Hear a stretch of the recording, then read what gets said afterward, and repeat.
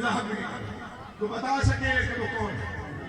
کیونکہ عرب کا دستور تھا میدان جنگ میں جو مد مقابل ہوتا تھا وہ 3 پوچھتے کی بات آتی. میں فلاں کا بیٹا ہوں، وہ فلاں کا بیٹا تھا، وہ فلاں کا بیٹا تھا. اس لیے فرمایا تم میں سے کوئی ایسا ہو کر نہیں جو بتا سکے کہ وہ کون ہے. ہمیشہ ہم نے بتایا، آج بھی ہم ہی بتائیں گے کہ ہم کون ہیں. لہجہ تبدیل ہوا. فرمایا جو جانتا ہے وہ جانتا ہے، جو نہیں جانتا وہ جان لے گا کون ہوں. اکبر ہوں، کبریائی کا مظہر ہوں، جان لو. ہر بندہ نہیں بولتا، ہر بندہ بات بھی نہیں دیتا. ادب پڑھنا بھی مشکل، ادب سننا بھی مشکل. مجبوری یہ ہے کہ گھر ایسا ہے، خانوادہ ایسا ہے، عزادار ایسا ہو کہ میں تہذیب منبر کے علاوہ کچھ نہیں جانتا. اسی کو ملحوظ خاطر رکھ کے پڑھوں گا. فرمایا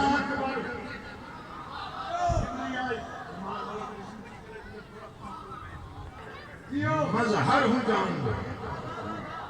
فرزند شاہ آنکھ سے 72 ہوں، جان لو. 9 لاکھ کو دیکھا، 9 لاکھ کو دیکھا اور فرمایا نہیں زبردار لیں گی نہیں.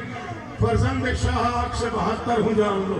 فرمایا غور سے سن لو. فرزند شاہ آنکھ سے 72 ہوں، جان لو. یوسف سے حسن میں کہیں پڑھ کر ہوں، جان لو. یوسف سے حسن میں شعر پڑھ لو. امام زمانہ کو گواہ کر کے شعر پڑھ لو. میں پرواز کر کے پڑھوں شاید حق ادا نہ ہو.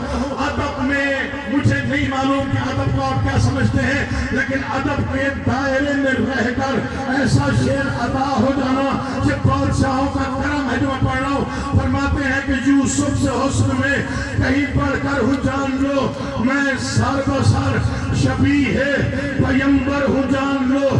لہجہ نبوت کا، آواز رسالت کی کڑکدار آواز. مجھے غازی کی قسم اتنا روح تھا، اتنا دبدبا تھا. شرق سے غرب تک، غرب سے شرق تک، شمال سے جنوب تک، جنوب سے شمال تک، عرش سے فرش تک، فرش سے عرش تک سکون چھا گیا کہ اللہ کے نبی کا لہجہ سننے کے لیے متوجہ ہو گئی پوری کائنات. 9 لاکھ کے چہروں پر زردی آ گئی، سانسیں حلقوم میں اٹکنا شروع ہو گئی. 9 لاکھ کو جب نے روح کا اثر دیکھا تو شہزادے نے فکر فرمایا اور پورے لہجہ رسالت میں فرمایا. فرماتے تم پر نہ کیوں ہو خوف شکست و زوال کا، 18واں برس علی کے جلا.